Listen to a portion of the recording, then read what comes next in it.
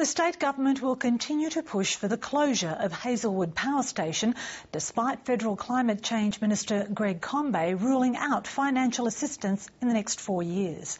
The state government has been meeting with its federal counterparts and the owners of Hazelwood in an attempt to reach agreement to buy out the power station. But as the government proposes to partially close down one power station in the Latrobe Valley, it plans to open another. Cheryl Hall has more.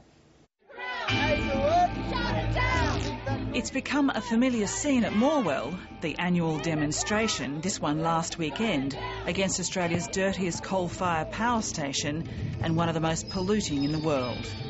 But 40 years after it was built, Hazelwood still provides 15% of Victoria's electricity.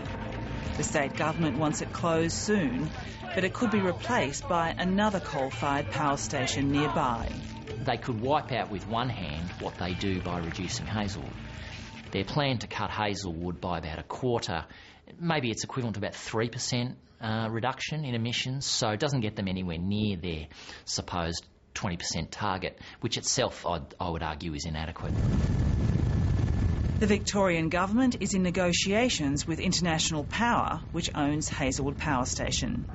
It admits its closure is an important step if the state government is to reach its emissions reduction target of 20% by 2020. Hazelwood represents about 15% of the total emissions in Victoria. So of all the industrial and human activity taking place here that releases carbon dioxide into the atmosphere, 15% of that comes from one source, that's the Hazelwood Power Station. So you can see it's a significant contributor to greenhouse gas emissions, and that's why we want to purchase a significant amount of that abatement as the first step into working with an emissions trading scheme at a national level that will see the whole of Hazelwood closed. But there's a long way to go before part of Hazelwood can be closed.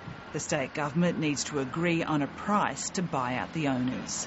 We're supportive of a discussion, a negotiation being held with Hazelwood and the government. We want to make sure that there is reasonable compensation given to Hazelwood as a result of that. Any suggestion that there shouldn't be compensation given to a company like that has invested heavily into Victoria really is something that we wouldn't be able to support at all.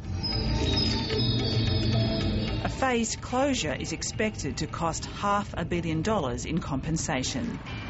The Victorian government was hoping the federal government would contribute, a plan that seems unlikely after statements by Climate Change Minister Greg Combet this week that the federal government had different priorities. This is an expensive process. We've started negotiations with the company, but the disappointing thing is that when the Liberals and the Greens stopped the last emissions trading scheme, they stopped the process of closing down Hazelwood and helping the environment. You know, state governments have a lot more power than the federal government do to actually directly reduce emissions.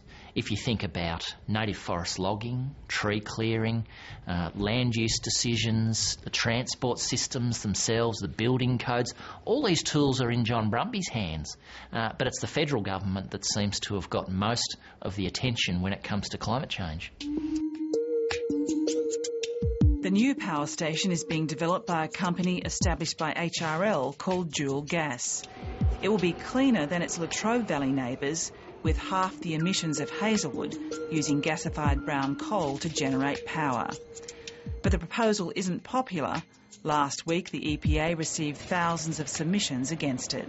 We need a clear plan from government for helping wean Latrobe Valley and Gippsland off coal and to develop other clean energy industries and other industries beyond just energy industries as well. We're really missing that at the moment, and it's an important element of the debate that we need to be doing some solid work on. We would hope that the HRL proposal is given due consideration. In fact, we would hope that they get given the go-ahead, because it'll obviously be important for Victoria, and also it might create an export industry for us, because this may well help in generating electricity around the world. It might not just be for Victoria. It seems unlikely now that the state government will be able to make any announcement about Hazelwood before next month's state election. Look, I think this is shaping up as one of the key issues in the state election, and whichever party it is that can deliver a clear and credible plan to replace the whole of Hazelwood in the next term of government will have a very strong story to tell on climate change.